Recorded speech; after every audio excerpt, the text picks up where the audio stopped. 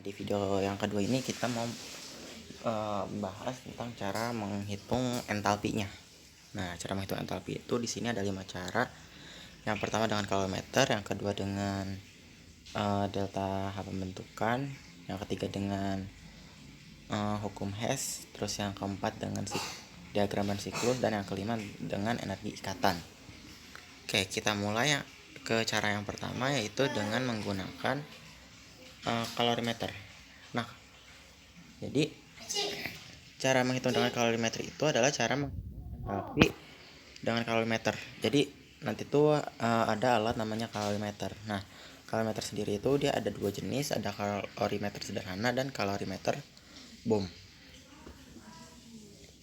Nah, kalau kita mau mengukur dengan kalorimeter sederhana, rumusnya itu adalah Q sama dengan min MC kali delta T. Nah, Q itu kalornya, terus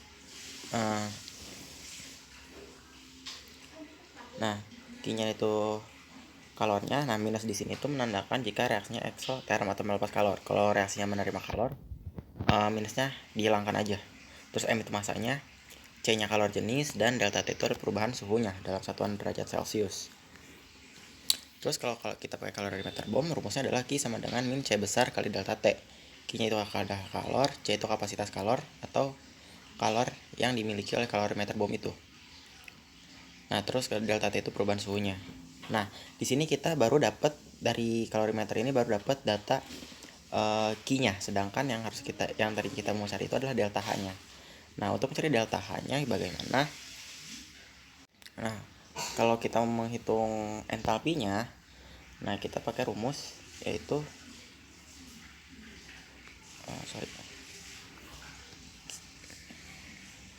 kita pakai rumus delta H sama dengan Q per mol. Nah, baru kita bisa dapat entalpinya. Oke, nah ini catatan nih, kalau dia kalau kan ada dua sistem ya, ada sistem yang menerima dan ada yang melepas kalau di kalorimeter itu. Nah, kalau kita mau cari, misalkan kita mau cari sistem yang B, itu bisa aja pakai cara ngitung Q dari sistem yang A, tapi bedanya di sini harus ditambahin minus, jadi bisa pakai lawannya gitu. Nah, terus kalau kita mau cari yang A, sama aja, gak usah pakai minus, jadi langsung aja M A kali C A kali delta T. Nah, ini dari mana? Dari asas Black, karena kalorimeter juga itu dia prinsipnya asas Black. Kan asas Black itu adalah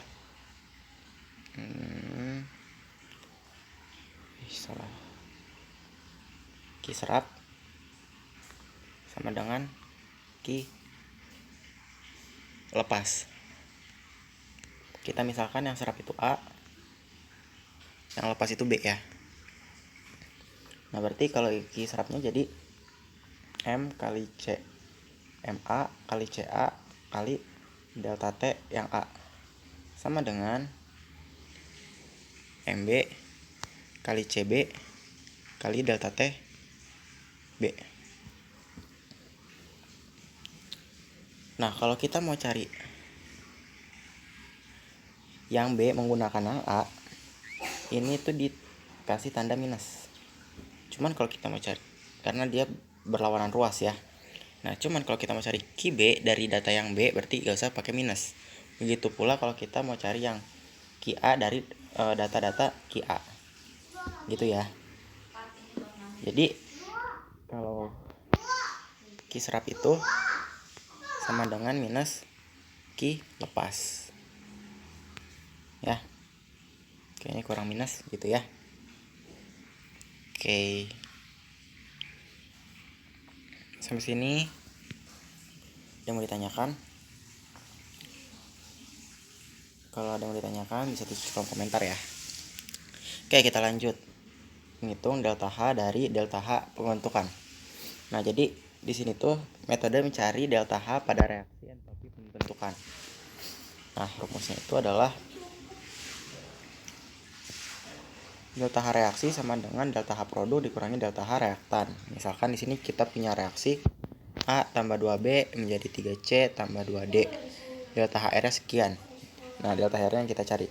Nah, maka kalau kita mencari delta HR itu adalah tinggal kita jumlahkan produk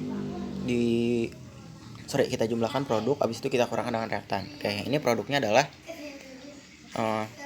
C dengan D. Berarti 3 kali delta HFC ditambah 2 kali delta HFD ya. Ininya di bawah ya koefisiennya. Dan jangan lupa harus setara. Terus dikurangi reaktan. Nah, reaktannya itu adalah A dengan B. Oke. Berarti delta 1 koefisiennya 1 kan ya A ya. Berarti 1 kali delta HF A ditambah yang B-nya 2 kali delta HF B. Gitu ya.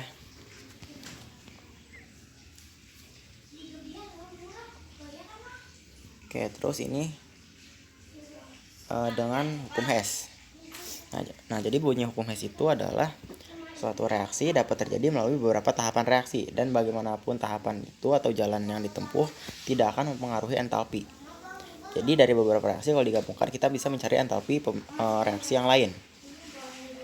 Nah, di sini ada sifat-sifat reaksinya. Nah, kalau reaksinya kita balik, berarti delta HF-nya kebalikannya. Misalkan kita punya reaksi A tambah 2B tambah C sama dengan delta H-nya itu 4 kJ. Kalau reaksi kita balik jadi C menjadi A tambah B, maka yang tadi di sini delta H-nya positif, berarti kalau dibalik jadi negatif. Begitupun sebaliknya, kalau darinya negatif dibalik jadi positif. Terus jika reaksi dikali 2, maka yang tadinya A tambah 2B tambah menjadi C menjadi 2A tambah 4B menjadi 2C. Nah, delta H-nya juga kita kalikan dengan 2. Yang tadinya plus 4 jadi plus 8. Yang ketiga, jika reaksinya dibagi dengan 2, maka yang tadinya awalnya kayak gini, A tambah 2B tambah C, maka jadinya setengah A tambah B menjadi setengah C. Nah, entalpinya juga ikut dibagi 2. Jadinya delta H-nya menjadi plus 2 kJ. Nah, ini contohnya. Kita punya reaksi H2SO4 tambah KOH menjadi K2SO4 plus H2O. Ya. Plus H2O. Terus yang kedua HCl tambah KOH menjadi KCl plus H2O. Kita disuruh menentukan reaksi entalpi pembentukan dari H2SO4 tambah 2HCl menjadi K2SO4 tambah H2HCl. Nah, kalau kayak gini gimana? Oke. Kita lihat reaksi yang dituju dulu. Nah, yang reaksi yang dituju itu kita pengen H2SO4-nya di ruas kiri. Nah, kita lihat yang punya H2SO4 itu reaksi yang pertama ya, reaksi yang pertama ini. Oke, kita lihat H2SO4-nya dia udah di kanan. Nah, berarti dia gak usah dibalik. Berarti reaksinya tetap. Nah, terus kita lihat koefisiennya. Dia minta H2SO4-nya koefisiennya 1. Nah, di reaksi awal H2SO4-nya udah 1. Berarti udah reaksi 1 udah apa-apakan ya. Nah, terus kita lihat reaksi yang kita tuju lagi, dia ada 2 KCl. Kita lihat reaksi yang kedua. Nah, reaksi yang kedua ini KCl-nya di ruas kanan, sedangkan kita pengen KCl di ruas kiri. Berarti yang pertama kita balik. Kita balik jadi KCl tambah H2O menjadi HCl tambah KOH. Terus kita lihat koefisiennya. Kita pengen koefisiennya itu 2. Sedangkan di reaksi awalnya ini koefisiennya 1. Berarti kita kalikan dengan 2. HCl tambah 2 KOH. Sekian entalpi. Nah, reaksinya udah nih. Kita udah selesai sama reaksinya. Baru kita masuk ke mengubah si entalpinya. Nih, karena reaksi yang pertama karena dia tetap ya. Karena dia tetap berarti udah entalpinya nggak berubah. Nah, untuk reaksi yang kedua dia dibalik dan dikali 2. Oke, dibalik yang tadinya di sini negatif jadi positif. Dan dikali 2 yang tadinya 203,6 dikali 2 menjadi 407,2 kJ. Gitu. Nah, oke, habis itu yang bisa kita coret. Di sini yang bisa dicoret adalah KOH-nya dan H2O-nya. Jadi yang di kanan yang bisa dicoret itu syaratnya dia ada di kanan dan ada di kiri ya. Baru bisa dicoret. Nah, jadi tinggal bersisa H2SO4 tambah 2KCl menjadi K2SO4 tambah 2HCl. Nah, entalpinya gimana? Entalpinya tinggal kita jumlah aja. Minus 342,2 kJ ditambah plus 407,2 kJ. Didapat hasilnya itu adalah plus 64 kJ. Oke, jadi didapat entalpinya itu sebesar plus 64 kJ. Gitu. Paham ya? Oke. Paham? Kita lanjut.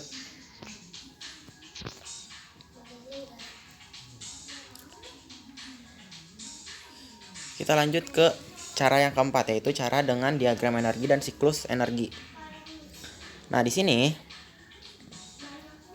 kita lihat syaratnya dulu. Nah, di sini syaratnya jika arah siklusnya searah berarti ditambah. Jika jika arah panahnya searah dengan yang sebelumnya, maka dia sebelum sama dengan. Kalau dia berlawanan berarti dia setelah sama dengan. Oke, kita lihat yang siklus dan diagram yang pertama nih, yang ini. Nah, dia gini bagannya ya. Oke, yang searah kita taruh sebelum panah. Nah, yang searah itu adalah di sini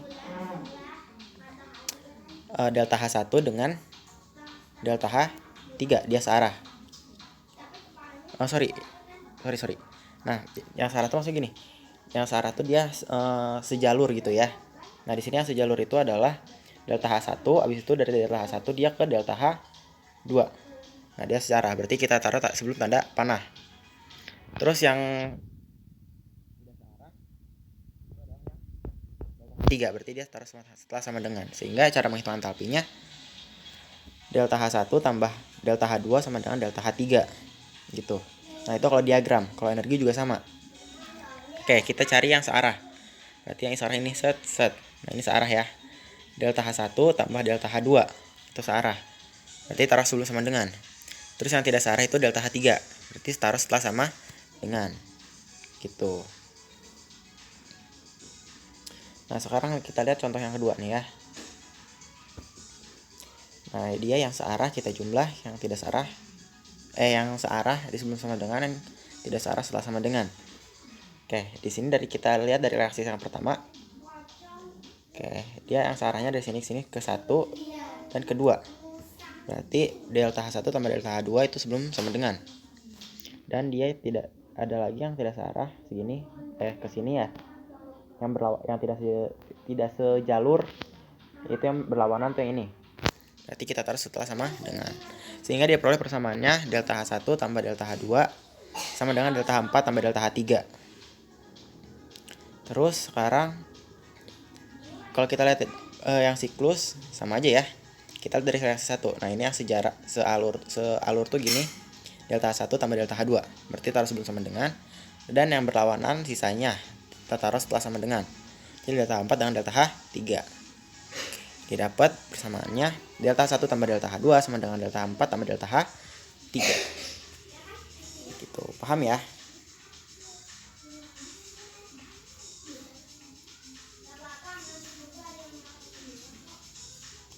Oke, sekarang kita ke cara yang terakhir, yaitu dengan energi ikatan kimia. Nah, energi ikatan kimia itu adalah energi rata-rata yang dibutuhkan untuk memutuskan satu ikatan kovalen tertentu. Nah, reaksi ini berlangsung dalam 2 tahap, yaitu reaksi pemutusan ikatan reaktan dan reaksi pembentukan ikatan produk. Ya, kalau reaksi itu jadi pertama tuh ada pemutusan ikatan, habis ikatannya diputus jadi ion. Nah, baru dia akan membentuk ikatan yang baru. Oke, cara rumusnya itu kita delta HR sama dengan delta H pemutusan dikurangi delta H produk. Delta H pemutusan reaktan dikurangi delta H produk. Ya.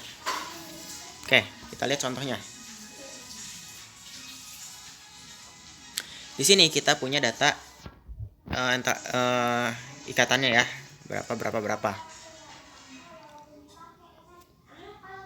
Oke.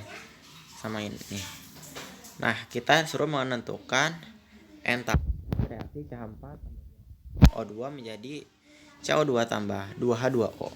Nah, yang pertama kita gambarkan dulu ikatannya. Nah, CH4 kita gambarkan kayak gini ya. Terus O2, 2O2 kita gambarkan kayak gini. Jangan lupa koefisiennya tetap di bawah. Terus CO2 kita gambarkan kayak gini dan H2O kita gambarkan kayak gini. Jangan lupa koefisiennya di bawah ya. Berarti delta HR-nya menjadi delta HR sama dengan 4 kali CH4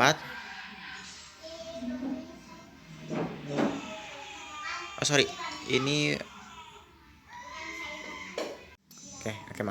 maaf ya. Nah, dari di CH4 kita punya ikatan apa aja? Ikatan cadangan H. Ikatan cadangan H-nya ada berapa? 1, 2, 3, 4. Jadi kita punya 4 ikatan cadangan H. Oke, tulis. Terus di H2O kita punya 2 ikatan punya 1 ikatan 2 double bond O ya. Nah, tapi di sini ada koefisiennya 2, berarti 2 dikali 2 double bond O. Terus, nah ini yang produknya sudah selesai. Sekarang kita ke reaktannya. Reaktannya kita punya gas CO2. Nah, gas CO2 ini dia punya 2 ikatan C double bond O. Nah, punya 2 ikatan C double bond O, tulis. Terus yang H2O kita punya 2 ikatan H dengan H double bond O. Oke. Nah, 2 ikatan H double bond O. Tapi kita punya koefisien juga di sini, sehingga 2 dikalikan dengan 2. Jadinya ada 4 ikatan H double bond O. H single bond O ya.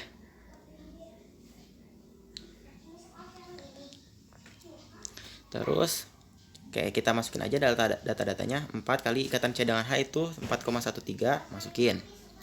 2 kali ikatan double bond O. Ikatan double bond O-nya itu adalah 500, masukin. Dikurangi 2 kali ikatan C double bond O 364, masukin. Terus 4 kali ikatan H dengan O. Itu nilainya 258. Oke, masukin. Oke, habis itu kita hitung mau pakai kalkulator, didapat hasilnya itu adalah 4412 kJ per mol. Oke, jadi delta HR untuk reaksi ini didapat 4412 kJ per mol. Gitu. Paham nggak? Paham ya? Nah, kalau ada yang mau ditanyakan, bisa tulis di kolom chat di bawah ini. Oke, sekian dan terima kasih.